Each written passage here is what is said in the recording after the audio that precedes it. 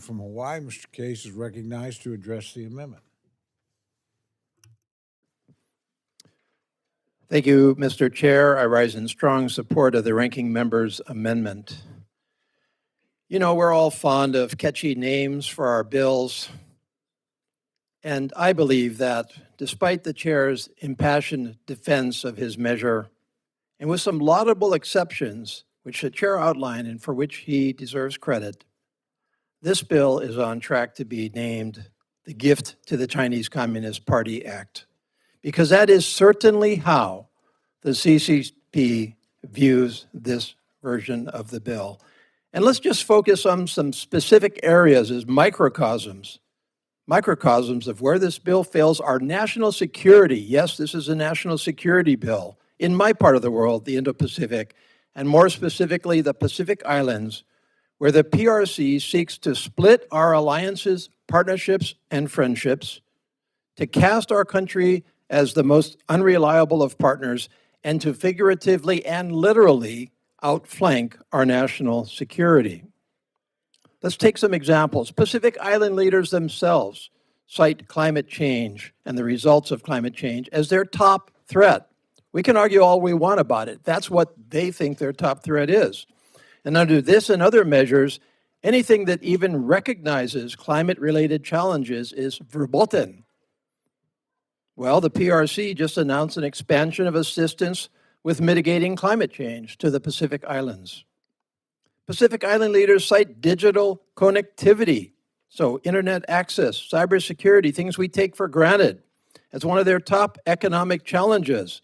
But this administration and this bill halt USAID funding of submarine cable projects and other connectivity efforts. Well, the PRC is stepping up its Huawei and fiber optic and other interconnectivity offerings.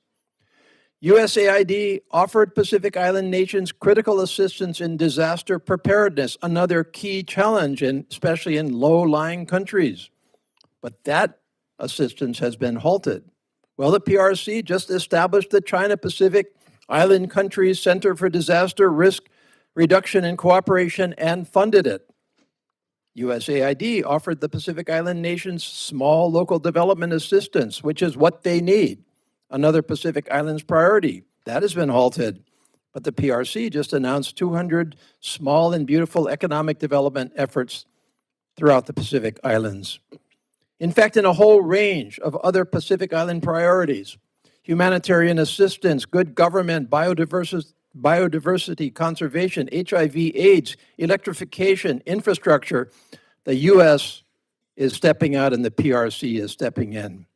And this is all before we confront the real-world results of one of this administration's and majority's great vendettas, because it cannot be now characterized as anything else than that against the United Nations.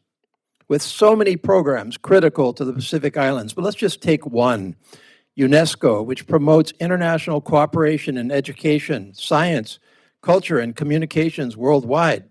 When the first Trump administration pulled out of UNESCO, as it appears poised to do again, the PRC was left to run UNESCO and the show, to dictate to the Pacific Islands and to the world what the norms of education, culture, science, and cultural interchange would be.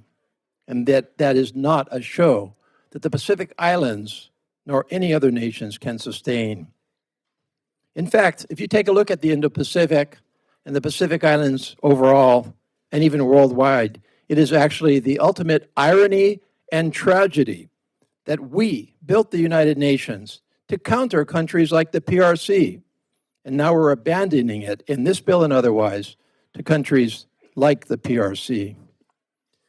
The bottom line is very clear and stark, whether you want to take the Pacific Islands or anywhere else. As we walk out, the PRC walks in. And that is not a result any subcommittee that renamed itself the National Security Subcommittee should sanction. But let's not debate this endlessly or deny that. Let's systematically evaluate it across the board, because that's what this amendment asks us to do. It asks the Secretary of State to report back to this committee what the result of the administration's policies and priorities are on the advancement of the PRC's interest in the world. Pretty straightforward, part of our oversight.